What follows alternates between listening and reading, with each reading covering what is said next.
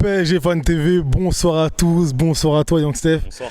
Je vais te parler du secteur offensif ce soir. Ouais. Donc il y avait Mbappé, associé avec Icardi. Donc voilà, c'est assez récurrent en ce moment. Comment les as-tu trouvés?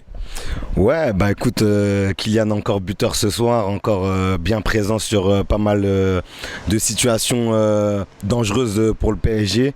Après Icardi, je trouve qu'on a eu un peu de mal à le trouver, un peu de mal à le servir. Mais voilà, un Icardi qui est sur la lancée de ces 2-3 derniers matchs.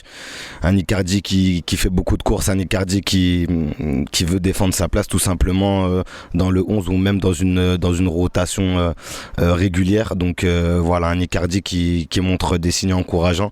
C'est vrai qu'il y a quelques semaines, notamment au soir du Trophée des Champions, j'étais quand même très sceptique s'il continuait comme ça. Mais là, je trouve que voilà, il commence à bien se reprendre et voilà, il commence à ressembler à ce que doit être un vrai attaquant de haut niveau. Et certes, il ne marque pas ce soir, mais voilà, il a montré de la débauche d'énergie, et il n'a pas baissé les bras et il a aidé le collectif du mieux possible. Donc qu'il continue comme ça, qu'il marque ou pas, s'il a cette attitude-là, s'il a ce comportement-là sur le terrain, après nous on pourra pas dire grand chose quoi. Le plus important, on l'a toujours dit pour nous les supporters, c'est de voir un joueur mouiller le maillot. Donc il n'y a rien de plus blessant pour un supporter quand un de ces joueurs ne mouille pas le maillot. Donc quand un joueur, que ce soit Icardi ou pas, ou un autre, ne mouille pas le maillot, on le dit. Et donc quand il mouille le maillot, ça fait plaisir. Bon, t'avais vraiment un point à faire sur Icardi.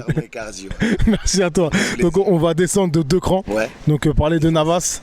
Oh, voilà. Okay. Voilà, on va de 3 crans. Alors, on va être gentil. Oui, Navas. Donc ce soir qui a un match mi-figue mi-raisin, voilà, tu aimes exprimer cette expression. Ouais. Comment l'as-tu trouvé? Ouais, un match mi-figue mi-raisin, c'est l'expression qu'on peut totalement donner à son match. Il a eu des bonnes choses effectuées de sa part, comme par exemple la sortie au point pour amener le 4e but parisien.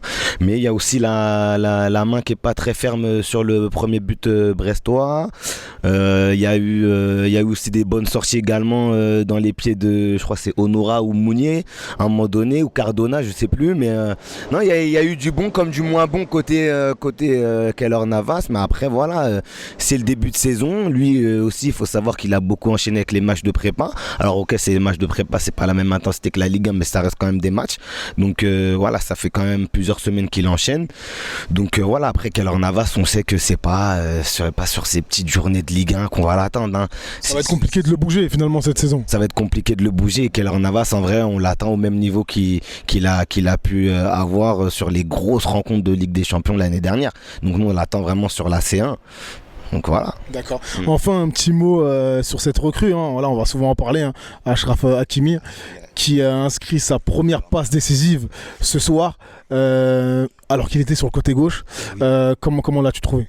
Achraf Hakimi, je crois que ça va être copier-coller chaque interview, j'ai l'impression. Lui, c'est grosse activité sur le couloir droit. Il a du QI football, il arrive à se procurer des occasions. Il a mis une bonne frappe en première mi-temps qui a été stoppée par le gardien. Après, voilà, tu l'as dit, passeur décisif sur le 4e. Voilà, c'est un joueur qui va nous apporter énormément. Il a une qualité technique, il a une vision de jeu également pour un arrière droit qui est pas négligeable. Donc voilà, il y a rien à dire. Pour moi, c'est un joueur on l'a pris, j'ai l'impression, au meilleur des moments. C'est vrai que l'Inter avait besoin de thunes, mais voilà, c'est un joueur, c'est incroyable. J'ai pas les mots parce que c'est un joueur que je suivais depuis Dortmund, et le voir porter notre maillot aujourd'hui, pour moi, limite c'est un peu irréel. Mais je me dirais peut-être j'abuse un peu, mais en tout cas voilà, Hakimi, c'est mon gars, et c'est mon gars de ouf. comme dirait un certain pote à moi qui s'appelle DAN, c'est mon gars de fou. Merci à toi. Voilà.